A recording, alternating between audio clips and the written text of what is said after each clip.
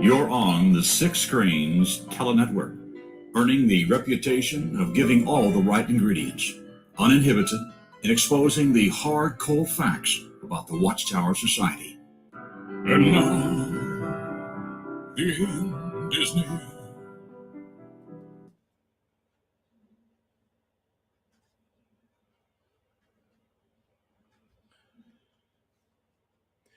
Well, anyways, I do believe we have Chad on here with us. So hello, Chad. Good to see you tonight. Let me bring you on stream here. There you are. Okay.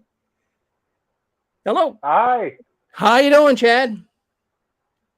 I'm doing pretty good, Rick. How are you doing this week? I'm cranking away at it. Lots of things to talk about tonight. So I guess Roland won't be coming on with you tonight, but what's on the agenda?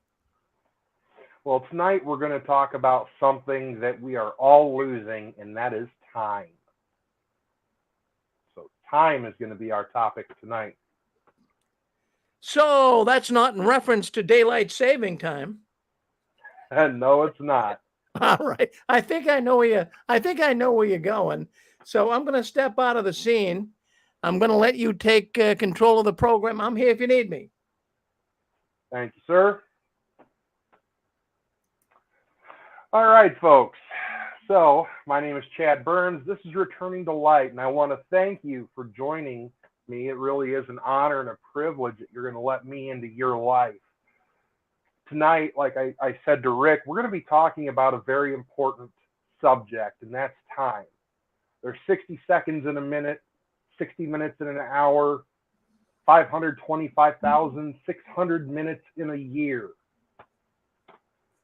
And time is something that is against us all. We all have a certain amount of time here, and then we'll die. And for some of us, it comes sooner than later. When it comes to time, for over 100 years, the Watchtower has been predicting the end of the world.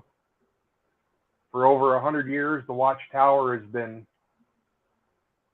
splitting up families, attacking Christianity, attacking people's time, taking it up, holding it hostage, telling people if you want to see the kingdom, then you have to give all your spare time to Jehovah and be out in the field ministry.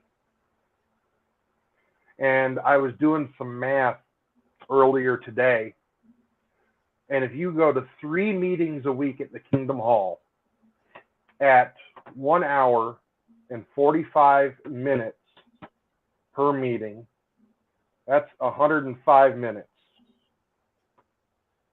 total. You do that 3 times a week, that's 315 minutes. And then if you add on, say you go out in the field ministry for, we're going to say 4 hours a week. I don't think that's too much. Whoops. Okay. Plus 240. That's 555 minutes. If you were to divide that by 60 minutes in an hour, it's 300. Wait, that's not right. 240 divided by, okay. 240 divided by 60. Or no, wait a minute. I'm sorry. Yeah, anyway, it ends up being, if I can get my calculator to work. Okay. 240 plus 315 equals 60. That's 9 hours. 9 1/4 hours. That's 9 hours, 15 minutes a week that you're out in field ministry. 9 hours and 15 minutes. That's if you do, say, 4 hours a week doing field ministry. That's more than an entire shift of work. When you take your vacation time, you're also giving that time away because you're going to end up going to conventions or you're going to spend it out in the field ministry. Now, we know that pioneers will spend 60 hours a month in field ministry. That's 15 hours a week, 4 weeks a month. And can you imagine how all that time adds up and how much time is taken away from your life as a Jehovah's Witness? All the time you've lost because the Watchtower has stolen it from you. Well, folks, I do have some good news. Just as you were losing time out of your life, away from your family in the Watchtower, the countdown is also on until the Watchtower runs out of time. And once the Watchtower runs out of time, they will be no more. And that's what we're all waiting and hoping for. It may not happen this week. It may not happen this year. It may not happen 10 years from now. But it is going to happen one way or another. The time will be up on the Watchtower.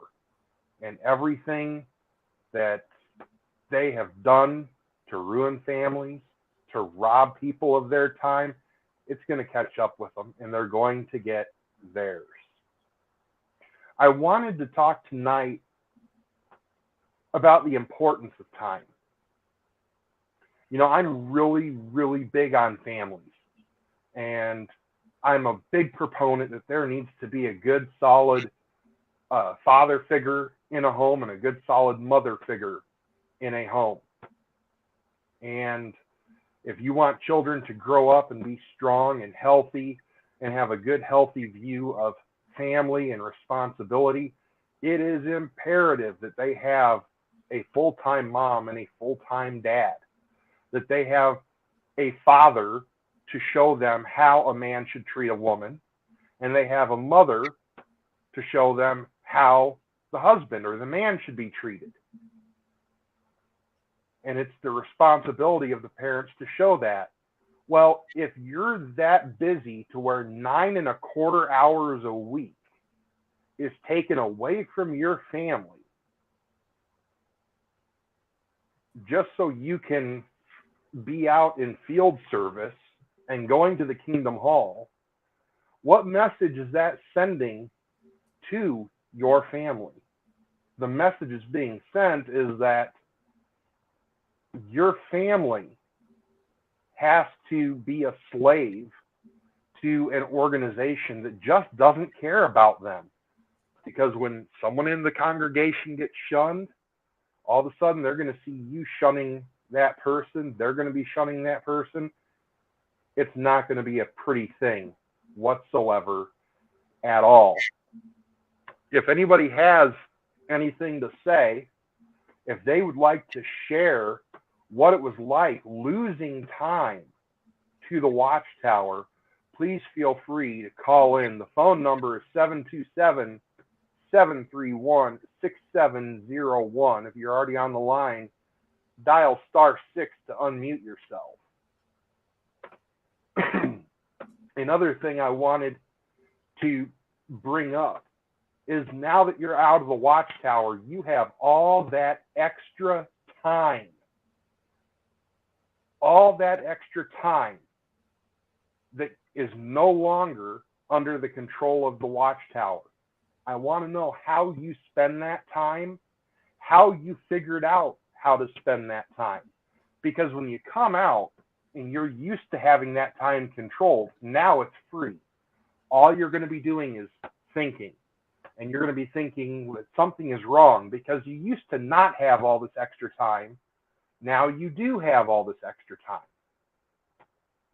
So that's going to take, yeah, go ahead.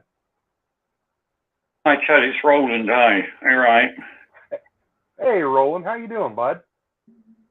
No, I'm listening in, bud. I'm sorry I can't be with you tonight, but I've not been too well. I've had really bad issues with my bipolar, and it's causing a lot of problems. I'm getting a lot of medical treatment, but the pastor at my church, she's been wonderful. The congregation have been wonderful, so I should soon get through it, you know.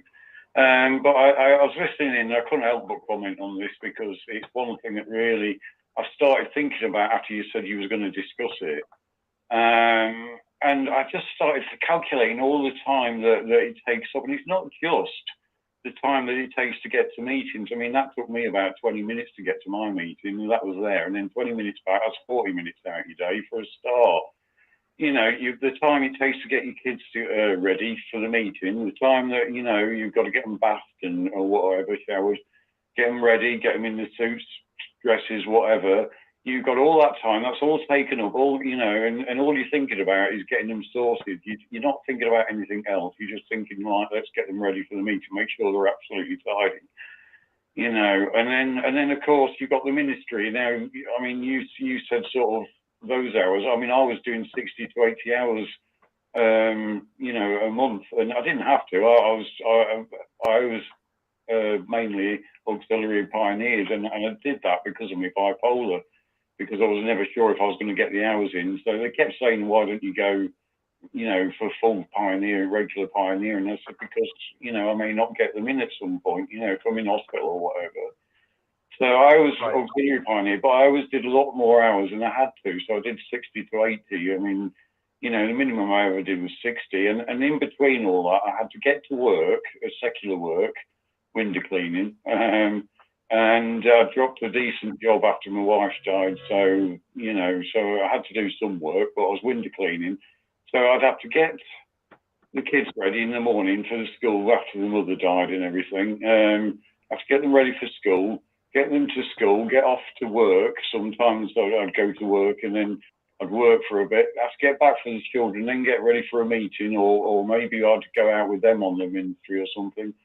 Or I'd get somebody to babysit and I'd go out on the ministry. So I was missing time with them.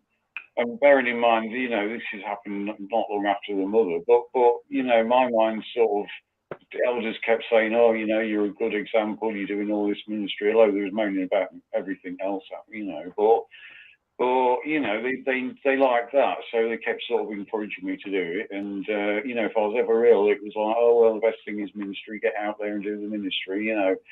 And I did, you know, a lot of the time I did, even when I wasn't really well enough to do so.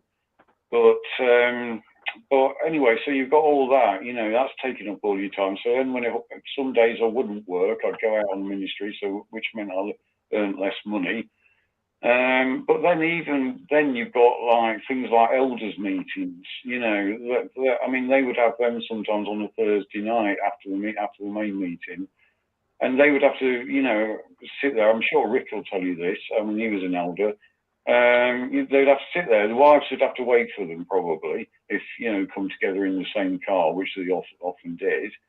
And so they'd have a meeting afterwards. Well, that could go on for ages. We had ministerial servants meetings at times as well, which was extra.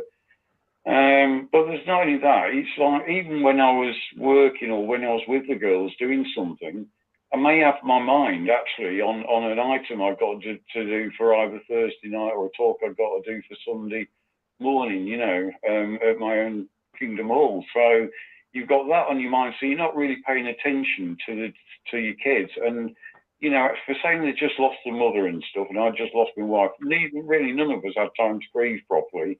And this is what part of the reason now I've got time to think about things. I think I'm struggling with my bipolar so much because I'm now starting to, you know, think about the past more and think about, you know, what I've missed out on and you know, what happened with my wife and son. And, you know, this is part of the problem. And that time is gone now. You know, all the Christmases I missed with my children, you know, when you know, really, I would have rather have been celebrating with them and enjoying that time. You know, missed out. I mean, I'm trying my best with my grandchildren, but that doesn't replace the time I've lost with my children, you know. So I just have to comment on that because it's one thing I think, when you're a Jehovah's Witness, the whole of your time is taken up with being a Jehovah's Witness, because if you've not got an item, if you're not on the ministry, even if you're just at home sat watching the TV, you've probably got something going on in your head that's to do with the meetings, to do with the ministry. Perhaps it's something on telly that sparked your mind to think about something that we've just learned about, or whatever, or what the governing body have just said about certain situations in the world. So you never ever got a minute away from it. This was my point. And I just thought, you know, all that time, 19 years, and you know, I thought, you know, it's just an amazing amount of time So this is why I'm saying, you know, people who are thinking of get out, and people who are thinking of joining them, just don't run. Just turn the other way. Go and find a decent church, a Christian church, if that's what you want. If you know, but just keep away from them, because the time you never get it back. So anyway, that's all I'm going to say, mate. So. Oh, I appreciate it. It's good hearing your voice and everything, man. And yeah, you bring up a good point. Now you have this guilt because you lost all this time with your daughters, and luckily you have grandkids, so you're trying to make it up with them, but you still regret how you've missed out on time with your own kids. And I know one thing I want to point out in Christianity, which the Watchtower hates Christendom or Christianity, we look at it as though your primary ministry, everybody's primary ministry, is to their families. Yeah. And you know, that's one reason why I'm not married, is because I had a hard time with the idea that I'd have to give up time in ministry to get married. And if something happened with my wife or my kids, that, could be hard. And the life I've chosen isn't for everyone. I believe it is the norm for people to get married.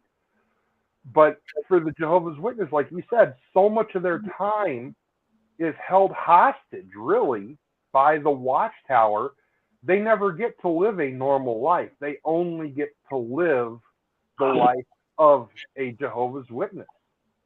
So they never get to develop their own personalities, and they never get to develop their own family traditions and their own family lives. No, I feel it. I mean, I go to church. I don't feel anything the same as when I was at JW. It's so much easier. There's no, you have a standard as a Christian anyway. So, you follow that, of course. And as long as you just follow, your conscience as best you can, we all slip up, and nobody's going to chuck you out and what have you for slipping up. But there's so much. I mean, they really do practice what Jesus was saying. I don't want to go all too biblical on Saturday night, but they do really practice what he preached, and that was to look after your own. What use is it to a brother if you say be blessed, but you don't give him food, etc. And that's what our church practices. That's exactly what they do. Right. I turned up at my vicar's house the other night. I'm going to say this live on air. I turned up at my vicar's house the other night. All I had was my bed shorts on, because I was having psychosis attack. I have bipolar and schizoaffective disorder as well, and you're not in full-time psychosis like you are with schizophrenia as such, but you do go and slip into these things, and it just seemed like a dream. And I panicked. I couldn't. I was getting claustrophobic. Anyway, I turned up at my pastor's house, who only lives about 100 yards up the road from me, fortunately. And because the anxiety, the panic, and the feeling closed in, I thought people were trying to get in. I ran to his house, and he was wonderful. And he was just sorted things out. He phoned the nurse for me, the one that served crisis nurses that helped me at the minute, and and things were sorted. And he must have been about 3 o'clock in the morning or something like that when he left me. He had me at his house, and then he walked me back to my house. He covered me up because I'd only got my shorts on. I'd got nothing else on because I'd fled in a sort of panic, because that's what, bipolar and anxiety and all that does to you, especially in a state of psychosis.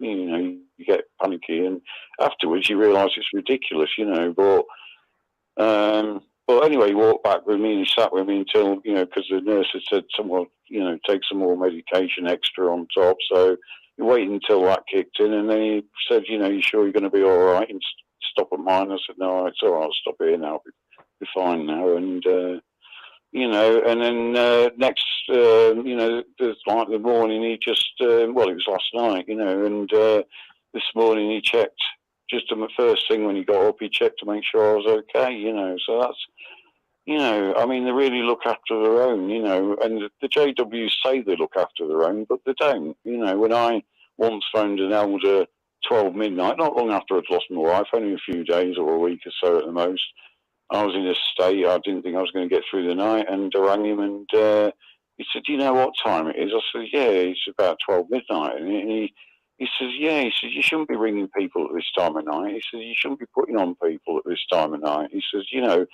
just pray about it. Yeah, so,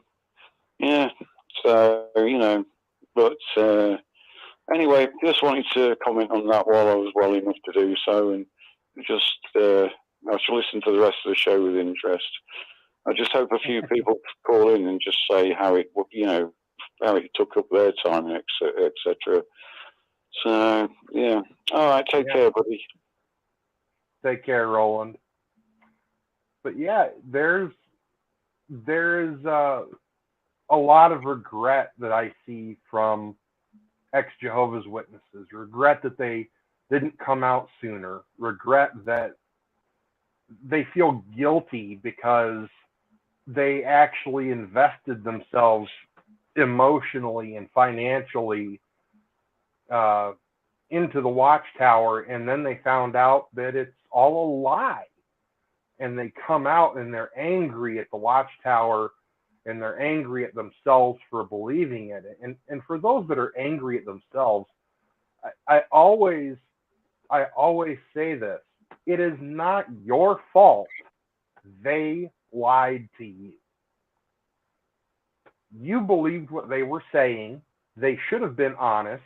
You gave them the benefit of the doubt, but they lied, and it's not your fault that they lied.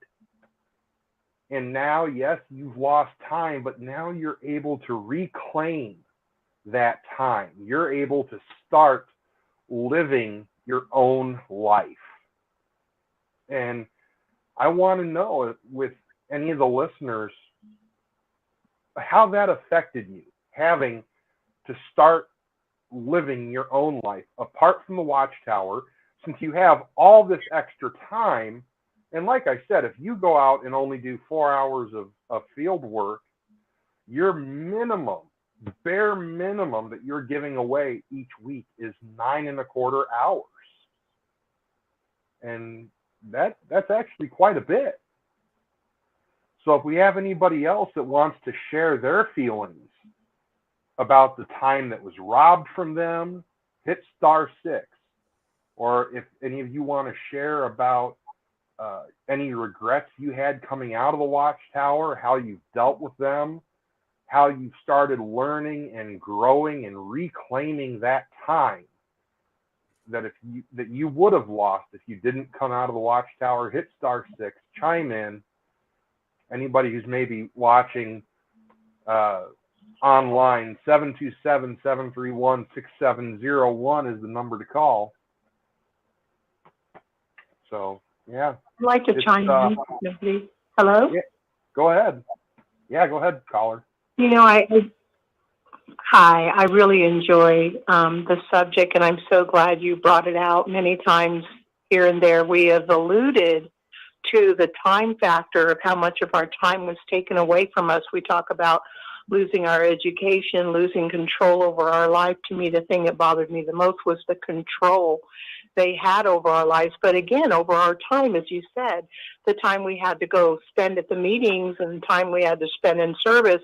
But I'm thinking also of the time that we were expected to spend in personal study for the meetings, study with our children. And then there was a time it took planning for the meetings, making sure we had the clothes, the time we had to spend shopping because we had to have the right meeting clothes, and the time it took to get ready. I remember rushing home from work, and I worked in a different city, and I'm raising 5 kids by myself, and it was absolutely imperative that the kids be ready. And I would be rushing off the freeway from work, stop outside my house, needing those kids to be standing there on the curb, all ready to go to the meeting with their little book bags and their Bibles, all scrubbed, all clean. And I remember feeling so grateful and so stressed that I had to put my kids under so much pressure. The time you add all of that up, it is so much. And for me, the thing was, when I got out, because I didn't have to worry about getting up because it was time to go to the meeting, or had to, I used to try to read the text with my children before they went to school. It was just so hard, and we get time back. And I didn't care if I messed up or what. I didn't waste any time. Personally, I didn't feel upset. I was just like, wow, I get to make my own choices. This is like kind of cool. Thank you so much. No, I'm glad to really hit on this topic. And I was just thinking, how long?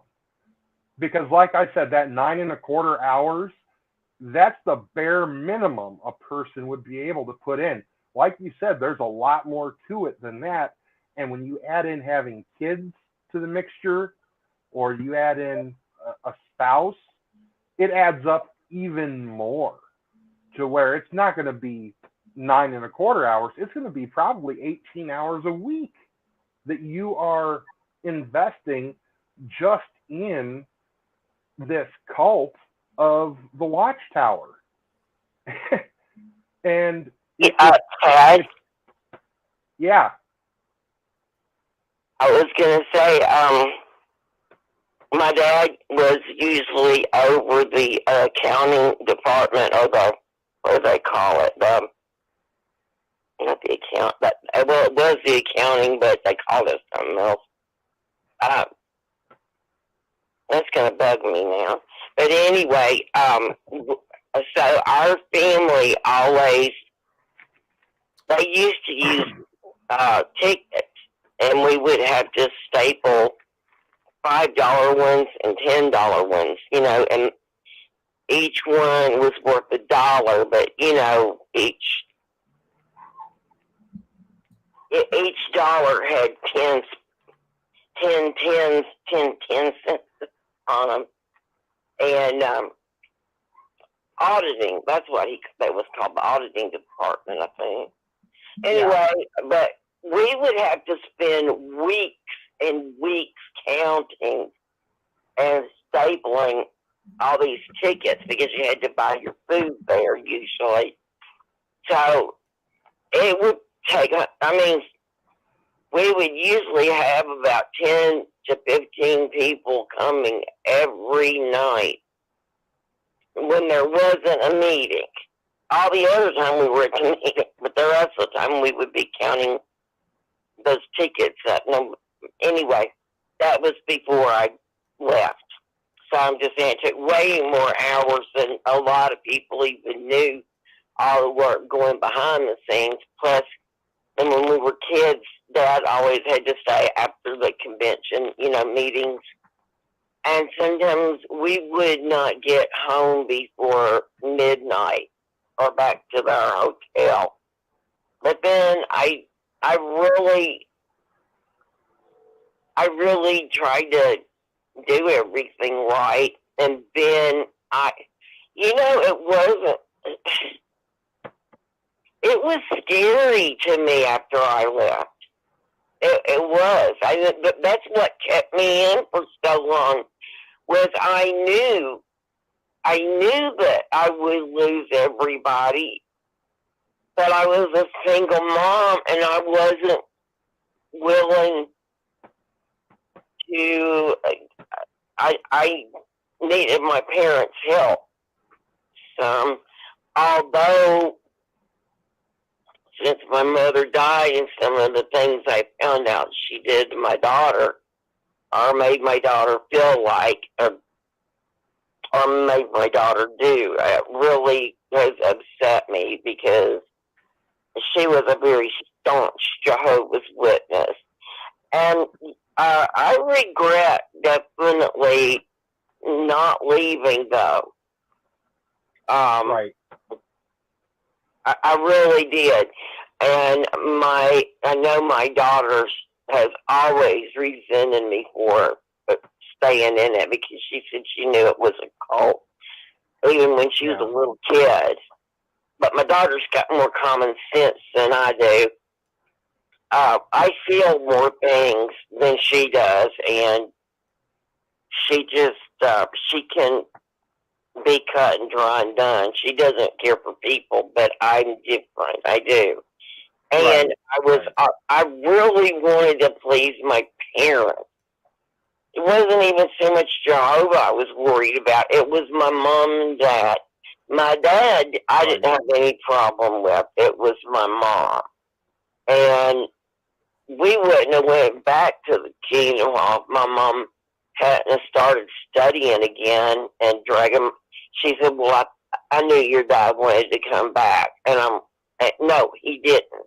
He wouldn't have went and joined the military. And he was, well, never mind, I'm not going to get into all that. But anyway, I'm just saying, to me, getting out of the organization, period, was a very scary thing because we were really never even taught to be independent, and Right. think for ourselves. You're so used to having them tell you what to do. That's all there was to it. And when you don't, Right. I was glad. Honestly, the day my mom died was the day I felt freedom for the first time in my life, and I was 47 or 46 or 47. That's how long I stayed in. And now it's, Thanksgiving and Christmas and all that, and I really I really wish I had those kinds of memories for my kids.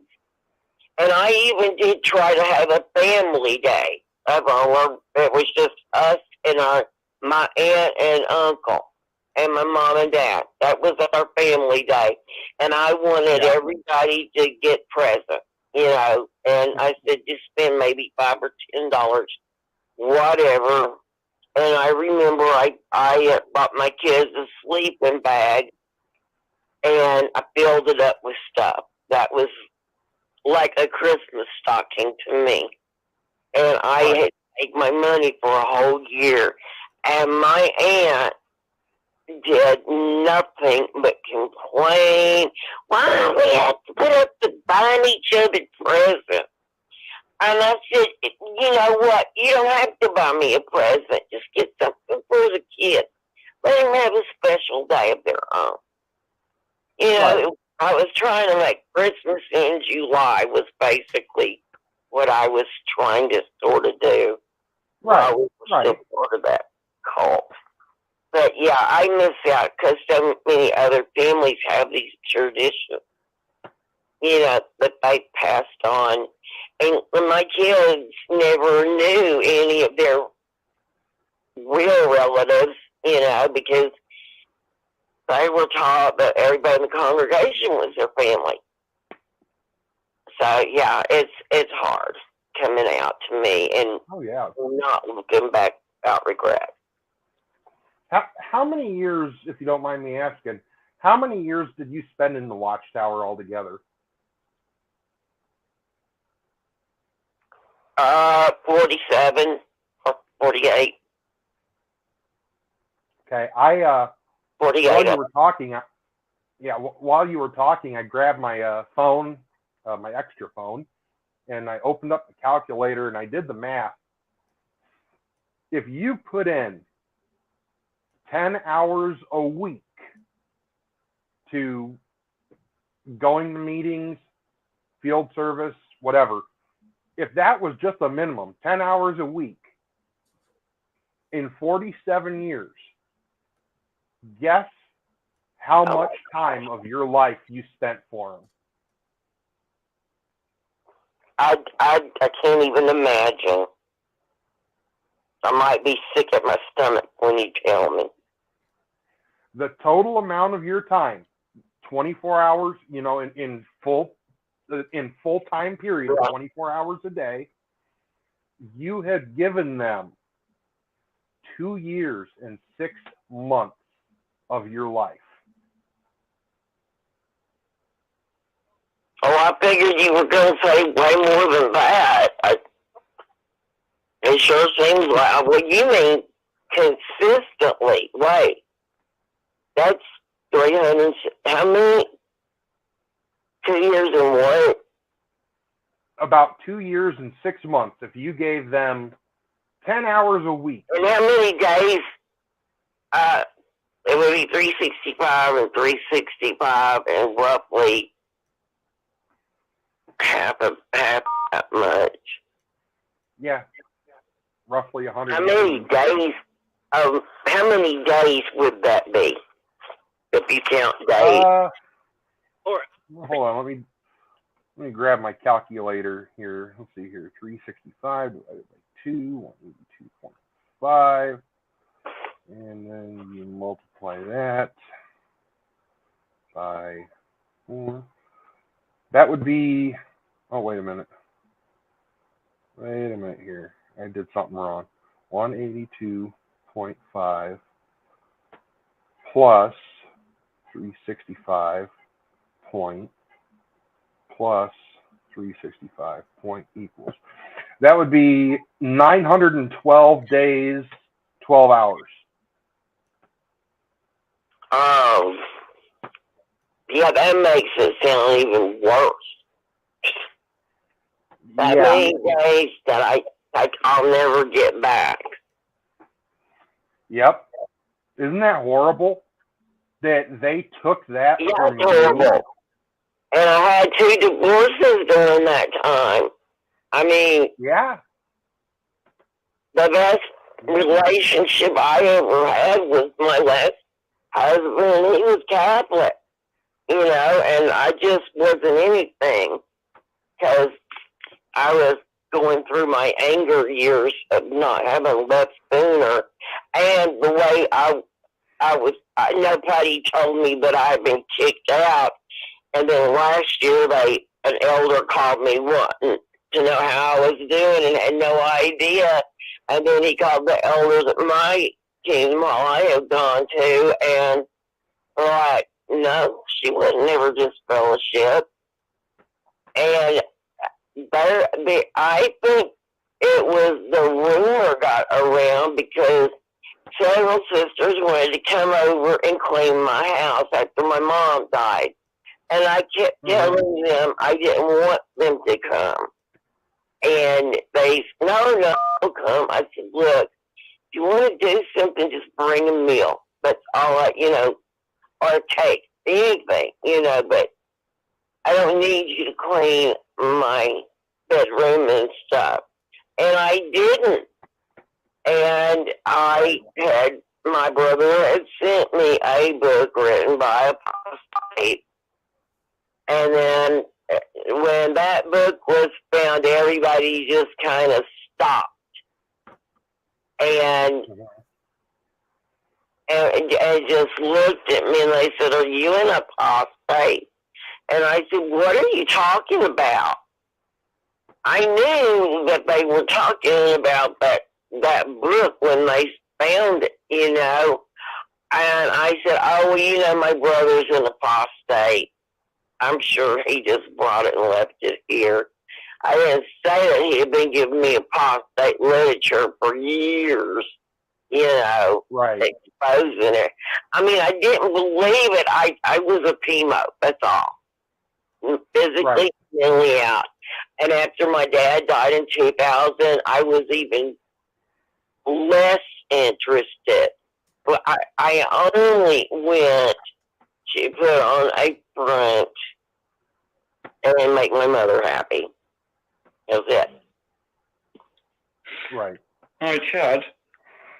Yeah. Hi, Chad. Hi, I just want to ask the lady, I'm sorry, her name escapes me at the moment. It's Debbie. How many years has she been in the organisation? She said 47. 48. 47, 48, right, okay, yeah. It's just, I thought you said 42. How many days did you say that was, Chad? That would be a minimum. I mean, bare bones minimum of, I think I said it was 855,000. Wait a minute, that would be. But it was 900 and something days. Well, yeah. I mean, at 42 years, it's 15,330 days. So yeah. It's because it's 365. If you round it down to 365 days in a year, and then you times that by 42.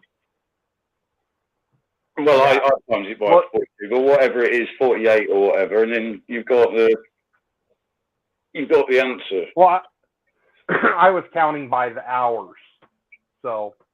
Oh, you was counting by hours, was you? Yeah, well, even so, I mean, it's a lot of hours. It's a lot of days that you're not going to get back, yeah. isn't it? You know, and it does. I was just listening to the lady, and it's you know, it's true. You're not going to get that time back, and you know, I just think about people who are thinking about going in. You know, if you've got kids, particularly, you know, think about them. You know, it might suit you, the religion, but does it suit them? And it shouldn't really suit. It doesn't really suit anybody, to be honest. None of them are happy. You know, they say they're happy, they make all the smiles at the doors and everything, but they're not happy, you know, because they're under the thumb, that's all. They think they're happy, they're told they're happy, but they're not. No, they're not really, because that's why they've got 4 times the amount, it's 4 to 1 times the amount of mental health issues than other Christian religions, or any religion come to that. So, you know, and this is why, because they're under the thumb. And this time is absolutely precious, you know. I mean, I heard the other caller say about the time it takes to get the kids ready for the meeting and stuff like that. And I mean, there's all that as well, you know, getting it sorted and, you know, and then getting to assemblies and, you know, and then the time it takes there, you know, some of them 3 days long. And then there was the other assemblies where we went for maybe 2 days or a day. So, you know, there's all that time as well, you know, time that you have to put in to take off work. You know, it's just, I mean, it's just the whole of your life is just taken up with JW. You know, if it's not the time as such, you know, it's taking your mind and your thoughts away from your family. I mean, there's so much I miss with the girls. You know, there's times when they was upset when they come home from school, but I was thinking about something I had to do, maybe not necessarily that night, but the night after or something, you know, some item I had to do for the meeting or some talk I had to do for a Sunday morning, as I said earlier, you know, but I miss the signs with them, and I regret that. I regret not being there for them. I mean, they're fine with me. I mean, we have a really close relationship. I'm there for them now, but I wished I'd been there for them then, you know. And, you know, I mean, like I said earlier, you know, my bipolar, I blame entirely on the JWs because I didn't have time to grieve, you know, not properly, you know. I was just, when I was upset, you know, when it triggered the bipolar, I was more grieved about the fact I'd allowed her to have blood, you know, but I mean, I shouldn't have been because I was saving her life. But as a JW, that was the sin of all sins, you know. But that's all I could think about for, you know. Roland, did you say you were bipolar? Yeah, I have bipolar. Yeah, I'm struggling at the moment. You know, I keep having it's bipolar schizoaffective disorder, and I keep slipping into psychosis now and then. But I'm all right at the second. But you know, throughout the day, I have bipolar disorder, and from PTSD. I understand. I've spent a lot of days in a mental hospital. When I got to a point of committing suicide, I would go to the hospital and tell them I didn't feel safe with myself. I didn't trust myself. I felt safer in a hospital. Yeah, I know what you mean exactly. I mean, I ended up at the my pastor's house last night, you know, and all I'd got on was my bed shorts, you know, and that's because I'd had a psychotic episode, and, you know, I'd ended up fleeing the house because I was so anxious and so nervous. I thought people were trying to get in. I couldn't get out. I kept unlocking the door, so I thought, and I couldn't. It kept locking in my mind, but I finally got out and ran across to it. Luckily, he only lives about 100 yards up the road, but I mean, this was late at night. He spent time with me until about 3 o'clock in the morning. He rang my nurse, the crisis nurse, and they said, "Oh, we'll give him a bit extra medication on top of what he's taking." And then he sat with me until the medication kicked in, at which point I started feeling a bit better. You know, and then he went home, and then he texted me first thing this morning just to see if I was fine. If I hadn't have answered his text, he would have phoned. But as it happened, I saw it and I answered him and said, "Yeah, I'm all right, thank you." And you know, but no fuss, no, you know. And yet, when I lost my wife, not long after I'd lost her, as I said this earlier on when I phoned in, you know, I called an elder about midnight because I was out in the right state, and he said, "Oh, you know, what are you calling it this time of night for? You know, you should be putting on brothers at this time of night." He says, "You know, pray to God about it." And then he quoted, I can't remember what the scripture was, but something about making your foot light at your brother's door. And, you know, and then sometimes when I didn't really want to, I couldn't really manage ministry, they'd be egging me on to go and saying, "Oh, well, you know, that's the best therapy for the depression." Sometimes I couldn't even get out of bed, and yet they expected me to go out preaching with a smile on my face. You know, there was once I went to a door, a man had lost his wife. It was only not long after I'd lost my wife, a year or so, something like that. And he was crying, you know, he started crying, saying he was expecting her to walk in through the door. Well, I knew that feeling, and I had to try and keep a straight face, you know, without getting emotional myself. And anyway, after we'd finished talking, I walked down, and this elder's wife looked at me, and I started to have tears. And she said, "What are you crying for?" And the elder was with her, like, and I told her what this chap had said, like, about his wife. So obviously it made me a bit emotional, because I know what you mean. She said, "Oh, well, you know, he should be crying, but you've got the truth. You know that she's going to be resurrected. You know, that was it. You know, so." Yeah, absolutely heartless, you know what I mean? And they don't look after their own. They say they do, but they don't. Not unless you've got an insurance policy and hand it over to them, like, you know. But, Okay. you know, so. Hello? Hello? Yeah, go ahead. Yeah, I got a different scenario for you. I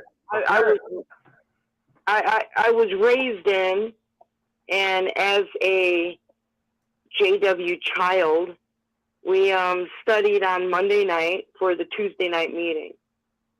And then we went to the Tuesday night meeting, which, you know, that was, you know, wound up being at least 3 hours, you know, there. And then Wednesday, we studied for the Thursday night meeting. And then Thursday was the Thursday night meeting, of course.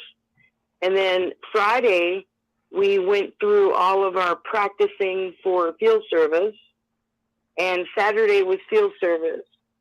And a lot of times we went out to field service on Sunday morning also, before the Sunday meeting. So Saturday service in the morning, and then Saturday afternoon we were studying for the Watchtower study, and then Sunday morning back out in the field service, and then Sunday afternoon to the Watchtower and Public Talk meeting. And we did that every day. I mean, every day of the week was Watchtower something. And what I found was that our family wasn't really a family, because we never talked about anything about our lives or our problems or anything like that. The only time our family communicated was if it was revolving around Watchtower something. Right. So we were totally dysfunctional, and I left when I was 17.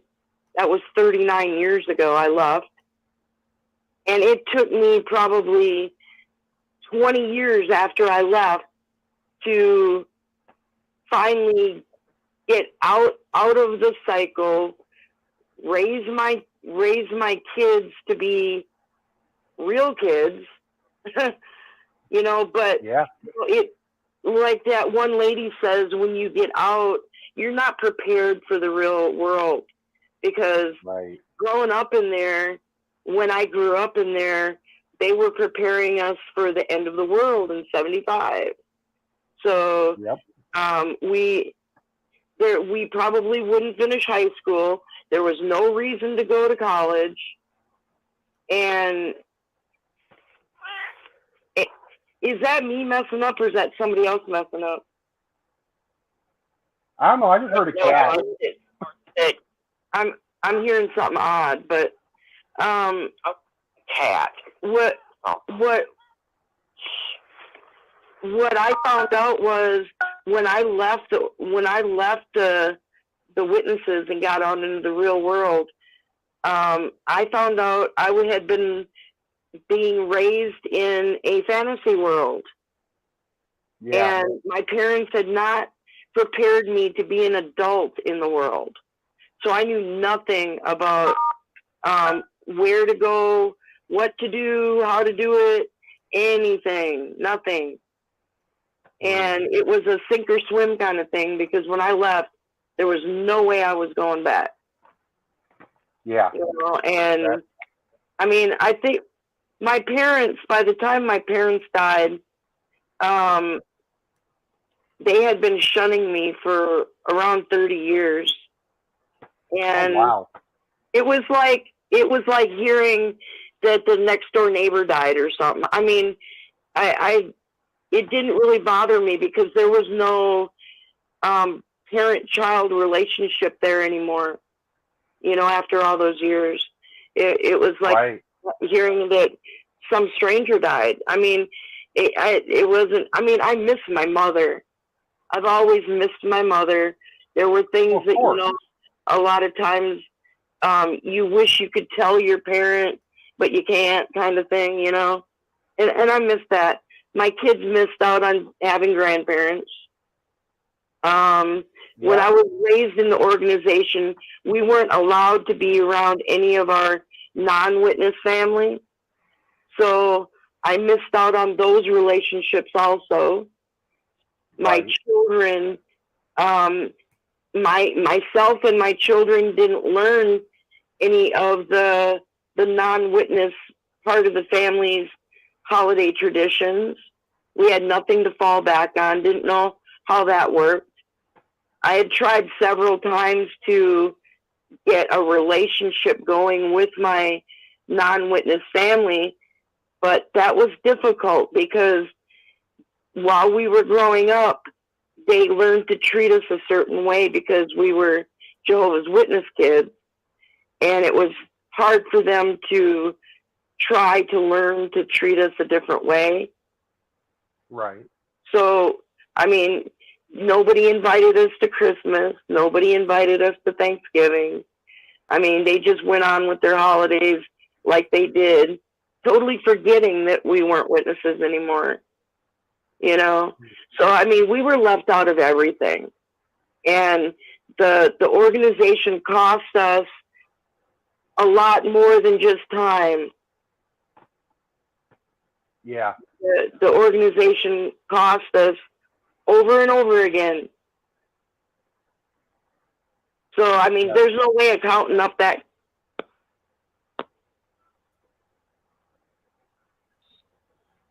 Yeah, I hear everything you're saying, and I would just add to that,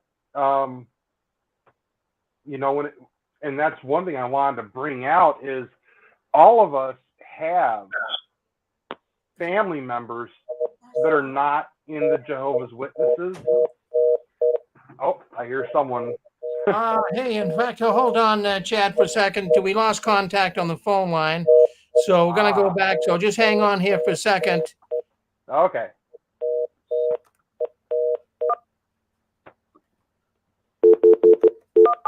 Just give us a second. Once in a while that does happen. For some reason, we did lose. But stay with us, folks. If you're on the phone line, you're on Welcome YouTube into the with live us. 6 Screens conference call. Just go through the motions here and get the phone back up for us. So just bear with us. So far, good, though. You're doing a great job, Chad. And good to hear Roland calling in, and everything's going well. You're getting a lot of people coming in here tonight. So just hang in with us if you're on the telephone line. We'll be right back. We hope you enjoy the programs tonight. You will now be placed into the conference. If you are the host, press star now. Please enter your PIN. But thank you. Well, yeah, in fact, we'll just give it a few seconds and get people coming in here. The recording has started. So I'm single for the first time in my life, living on my own. Okay, we're back, folks. In my life, you know, and I've always had, well, I've lived on my own most of my life, but I'm talking about now I have no family except my daughter and my granddaughters. That's it. That's all I've got. And my son, I still don't know where he is or what he's doing or You know, I don't know, you know, a junkie or what. And so I didn't know how to deal with that situation with him. Everybody else knows they're going to get older, but we didn't. We were told we were going to grow younger, even though we saw people around us get older. It still didn't register that we were going to be, older because, we were, I guess, part of it. Brainwashed. Yeah. Say it. All right, folks, I am absolutely back now. So I'm sorry about that. We had a technical problem in the phone. Yeah, the phone line for some reason disconnected on our end, but we are back. So yeah, we were just talking about, the loss of family, and I wanted to bring up a point that we all have family that are out of the witnesses, and when you come out of the cult, to rebuild that family bond is something you really have to push hard for. But you do have family, and it might be hard to track them down, but even if you were born in and your parents were even born in, you can track down maybe some distant cousins or something like that, or maybe some of their aunts. And I know for some of us, if we do have siblings or aunts or uncles or cousins that are not witnesses, one thing I wanted to bring up was something that the father of Wyatt Earp used to say. He used to tell his children, nothing counts as much as family. The rest are strangers. So I think building a, Hi, Chad, it's Roland again. Hi. There was a lady on the phone. She was talking, while you was off, she was talking about her daughter and granddaughter. She said she got a daughter and granddaughters still, but she hadn't got any savings or anything like that because she put her life into the JWs, and obviously she hadn't, like me. I mean, basically, I didn't earn much, so I've used anything I had put away, I've used over the years, But the one thing I was going to say to her, at least you have got your daughter and granddaughters and make the most of them.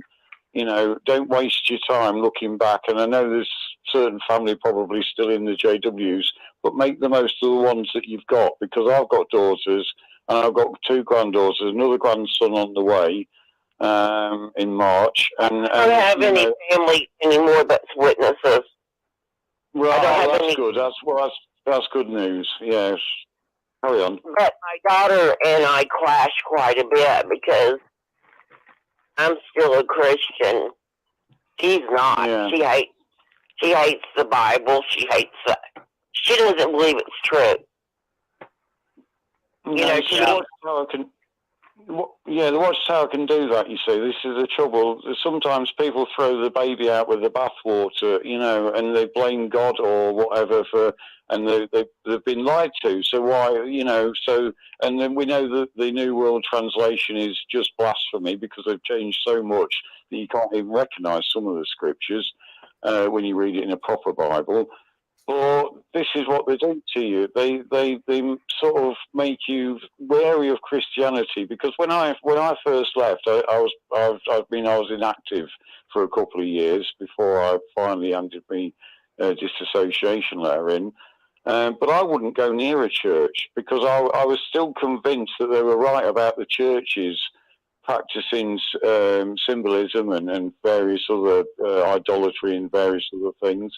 I was convinced that was right. I was convinced that if I walked into the church that I'm in now, that I'd walk in, they'd be dancing about with snakes or something, because, I'd actually seen something like that on the TV where there's picking up rattlesnakes in America. I mean, we haven't got rattlesnakes here. We've got adders, that's it, and they're not exactly the worst. If you get bit by one of them, you're probably going to get a bit of swelling, that's it.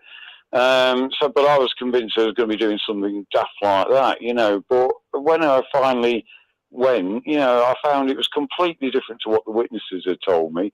There was none of that sort of thing, you know, and it was just more relaxed, you know, everybody was just dressed normally. There was no suit and ties as such. Everybody was in, you know, jeans or just normal, tidy clothes, you know, casual wear. You know, and there was, you know, it was just completely different. And, you know, and then I thought, well, I've got, yeah. The first time I walked into a church, honestly, I stood at the door waiting for like an arrow with fire to come and just shoot me. Like you said, you imagine all these horrible, because they told us that they were full of the demons and that we would be like attacked by the demons. And I mean, I was waiting for an onslaught. And like you said, it wasn't like that at all. It was just, but then I still apparently still had a lot more Jehovah's Witness in me than I thought. And I had arguments with the preacher there, and it was a Church of Christ, and they asked me not to come back because I was, well, we argued over it, but I mean, he was wrong about a lot of stuff, and so was I. But we were both stubborn. And I lived next to the church, and he lived on the other side, and it was just like almost a competition. And but yeah, it didn't work out real good. No, it doesn't always. I mean, you've got to find the right church. I mean, they're not all great, but you know, they are out there. You know, I found one, and it's absolutely fantastic. You know, I love it. I love going. I love the services. You know, I love the people. It's just so much easier. You know, I feel like I've had a millstone lifted off my neck. But the point is, with your daughter, you know, just take it easy with her, and just, you know, you never know, she might change her mind one day, but just make the most of them, because, you know, tomorrow is another day, and we may not be here tomorrow, so then, you know, there's regrets. So, you know, I mean, I absolutely adore my grandchildren. I'm sure you do yours. You know, and I make the most of every minute I'm with them, because I've missed so much time with my daughters when they were younger, which I now regret, that I make sure every minute I spend with my grandchildren, my attention is on them and them only. You know, so that's all I wanted to say anyway. No, how old are your grandkids, Roland? My oldest granddaughter, she's 9, she'll be 10 in March, and then my youngest granddaughter, she's 5, just turned in October, just gone. And then I've got a baby grandson on the way. They know the sex. That's due in March as well. It's actually due on the day that on the anniversary of my son's birthday. So unfortunately, he died sort of a few days after. But yeah, it's actually due. And funny enough, my oldest granddaughter, she was born on the day after the anniversary of his death. You know, and she was actually due on the day. So, but I'm sort of pleased. So it's taken away something that's, I mean, obviously that doesn't mean that I don't forget, that I forget my son, but it's taken away that nastiness in that month, you know, that memory is now that's there, but it's also, I've got something nice, you know, because I've got grandchildren, and, you know, and it's the date of their birthday, we can celebrate birthdays and enjoy all that, you know. I love seeing their faces when I give them gifts for Christmas and birthdays and what have you. There's nothing better than Charles' smile, you know, when you know, especially at that age, they're cute, you know. So yeah, I wish I could have that time back with my grandkids. My grandkids are 22, 24, and 26, and that happens like blink, just like your kids growing up. It just happens. Babies one day, and they're grown women. Yeah. You know, and all three of them have their own life, so put into it. Yeah. Sorry, I didn't realise. I thought your grandchildren were younger, so I didn't hear what you said. So, but I mean, anybody else out there, you know, they need to spend time with the children, the grandchildren, whoever it is they're close to. They need to spend more time with them. Forget about the witnesses, and get yourself out, because it's just a cult. That's all it is. It's just a business, and it's a cult. That's, the governing body, they're just, I hold them completely responsible. I haven't got anything personal against individual Jehovah's Witnesses in the congregations. They're all misled. It's not their fault, but the governing body, I hold them to account, so, yeah. And, hey, guys, more of yours. Yeah. Sorry, we're running for time. No, we're still doing good. We still have another 5 or 10 minutes. I wanted to chime in. Apostol Babe, Linda James asked a little bit ago in the chat. She had asked if I had said something about the rest are strangers, and I was quoting the father of the Wild West Sheriff Wyatt Earp. His father used to say, in this life, the only thing that matters is family, because the rest are just strangers.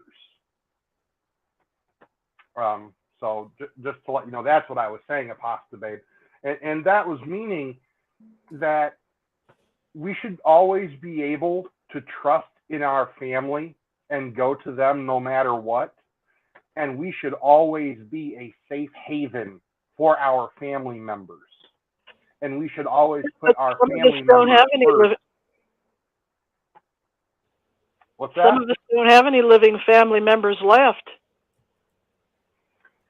Yeah, that's sad. And we go back to the old neighborhood or a fraternal, maybe they have the same business or trade that we have, and we try to make friends within our trade, or a good safe group that might work at a soup kitchen or do some charity, or try to find friends that you've known maybe in your elementary years ago. Maybe you could reconnect on Facebook with people you can trust, or your old neighborhood. Or it's very hard after a certain age to make new friends. Yes. Yeah, it really is. Yeah. Especially if you've been hurt deeply by friendships you had from the time you were a baby almost, until you're almost 50 years old. And then one of my best friends had been out for years, and I kind of got out of it because of her, and I think it was her aunt that helped spread a rumor thinking I was apostate. And this group's so important, Debbie. That's why I look forward to talking to you on a Saturday. This group is real important for all of us. Oh yeah, definitely. This is major. This is where my friends are. Yeah, really. Mine too. Good to hear from you. Yeah, you too. I also now I do every Sunday morning go in on the Zoom call with Scott and Jody, and there literally are people from around the world on that call. It's very exciting. And some of them are in Muslim countries, and they're trying to convert people to Christianity. So they live under a penalty of death if they get caught. Wow. Always. But yeah, I that's another group of friends that I have now. And they're a non-denominational church, and that's also what I like. And well, I got out to the community craft fair today, and I looked at everything, and I didn't feel allergic to the Christmas decorations just because they were there. I talked to all my neighbors equally and looked at every craft item and had a good time. That's awesome. Well, I used to look forward to decorating for Christmas until, my son disappeared and my husband died, and I lost everything, including Christmas. decorations. And It's some not more really something I know. I gave me a Christmas tree. Oh, it's not really something I know how to do, but I. Well, I don't either. But I bought stuff at lots of thrift stores, and I would just decorate. But I could walk and get around way better then. Now I'm on my own, and my daughter said she is not decorating for Christmas this year. She's going through the empty nest syndrome because now that her girls are all in relationships and pretty much out of the house, she doesn't have them anymore. So she's going through empty nest, and she doesn't want to have. She's not going to cook Thanksgiving or do Christmas or anything. Well, hey, Debbie and Pixie. We went out to eat, and I guess maybe that's going to be my holiday. This weekend was super nice, and then the people left for far away again, and it was super nice to get out and have nice weather and have company. But if it doesn't happen again this year, that's okay too. So we have to be flexible. Hey guys, I got to say our time is at an end. It's just about time for JW World News to start. Is that about right, Rick? Rick. Chad, yeah, we got about 5 minutes. Give you 5 minutes, wrap it up, and we'll do the news. Yep. All right. Well, for the last 5 minutes, for the last 5 minutes, I just want to take some time here, and I want to thank everybody for tuning in, for all the participation we got tonight. We were able to demonstrate. I didn't orchestrate it, but I wanted it demonstrated, and we did it successfully. I wanted to demonstrate to everyone who's listening that's never participated in the chats, in the calls. I wanted to demonstrate something to you. Just because you come out of the Watchtower and you've lost a lot of your time, you may have lost family, you may have lost friends. That doesn't mean that your life has ended. And a Pasta Babe nailed it in the chat on YouTube. She said, as ex-cult members, we make up our own family. And that was something I wanted to get across. And she picked up on it. She got the message. As ex-Jehovah's Witnesses, y'all are a family yourselves. You all have been through a lot. Even though some of you have never met, you've been through the same experiences. And now is the time for you to find your healing, to step out of the darkness, to step out of the new light into the real, genuine, true light, where you can think for yourself, where you can redeem the time, where you can have your own family, your own friends, your own traditions. And this is what tonight's chat that we've had with the open phone lines has shown. You can still have friends, you can still have a life, you still have people that you have shared experiences with. You can still have your own family. You may have lost a lot of time, but you still have time left. And in that time that's left, there's a lot of people that care about you, that want to be there to help you, that just want to be a part of your life. And that's what the 6 screens of the Watchtower Telenetwork is all about. We want to help you, and we want to bless you so that you can find some peace, so that you can find some comfort in this life. I do want to announce there was a gentleman. I think we're strong people. Yes, that's another thing. I think we're all very strong and courageous people. Absolutely. If you take a toothpick, a single toothpick, it snaps real easy. But if you take a bunch of toothpicks and you put them all together and you try to break them at once, it's not that easy to do. And when you come into a community of ex-Jehovah's Witnesses, whether you were disfellowshipped or whether you disassociated. You're no longer a single toothpick.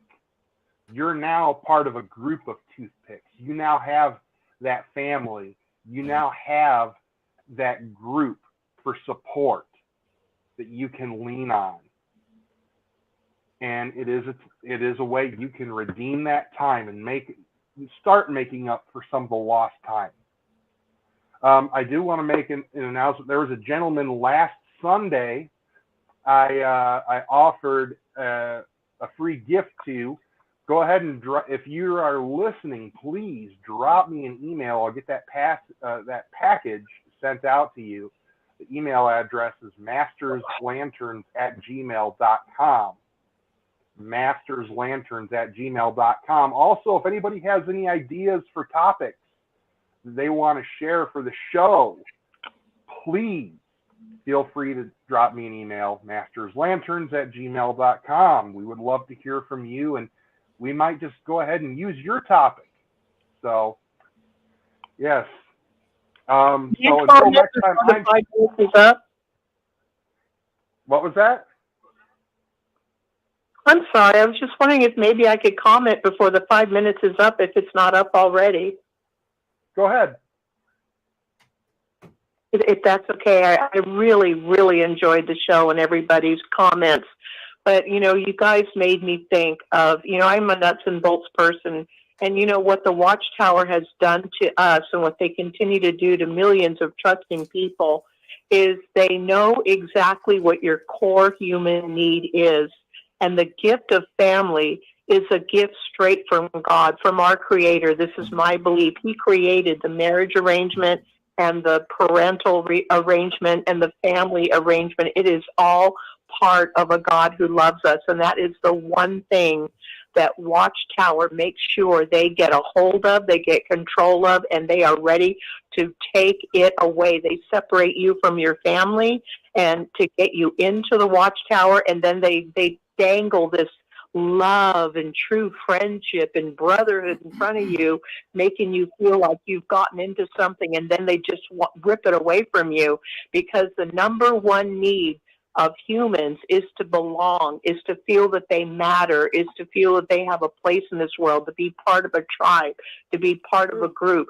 Number one need is to be accepted. Watchtower knows it. And as any controlling cult goes, they make sure they snag you, or just like crabs, we find the food and we won't let go, and they know it, but then you're trapped when you get caught and you're thrown in that bucket and you can't get out. You cannot escape. When you know you're trapped, it's too late. And those of us who have managed to come out, that's what they use to get us. And it's just, like Rick has said, family is the most important thing to you on this earth as far as human relationships. And that's what they use to just destroy us and control us. It's horrible what they do, and it's so good. Thank you so much for bringing it out. Thank you. Hey, Anne-Marie, you're very welcome. Going along with that, some of the witnesses that have been out, the ex-witnesses who have been out a while, this happened with my best friend, she finally went back. And she went back because she had nobody left, and she wanted her sister and her mom and her nieces and nephews. I mean, she went back not to serve Jehovah. She went back because she wanted her family again. That's understandable. Yeah. All right, guys, we got to wrap it up. I don't mean to be encroaching on y'all's time, but Debbie, we got to end it. Go ahead. Go ahead, Debbie. Anybody can contact me on there. Yeah. All right, folks. This is Chad Burns with Returning to Light. Yes. And I want to thank everybody for tuning in. Till next time, we'll see you in 2 weeks. Next Sunday at 12 noon, 11 Central. I'll be back with Theology Matters. Till next time, God bless you guys. We'll see you later. Well, there you go. Thank you very much, Chad. Good program. Lots of people listening in. Did a wonderful program. We want to thank Roland, too, and hope a speedy recovery for you, Roland, and all the people that called in. I wish we had more time, but we're on a time schedule here. So we're going to end this program right now, but stay with us. JW World News is coming up next, and we have a full lineup tonight. And at 11 o'clock, we have got After the Storm. As a matter of fact, tonight, Gail will be interviewing Joe and Fran. So those are new ones out of the organization, been out for less than a year, and they're going to talk about their trek tonight. So we're looking forward to that. So what I'm going to do here, I'm just going to get in and start muting some people that are open on the phone lines here, but let me just mute them right now. So you guys are muted, and don't unmute yourself until we're ready to go. So let's just make sure of that. So we're going to have a nice, clean line. All right, let me make sure everything's set to go, and we're going to JW World News. That's the news the Watchtower doesn't want us talking about, so let's end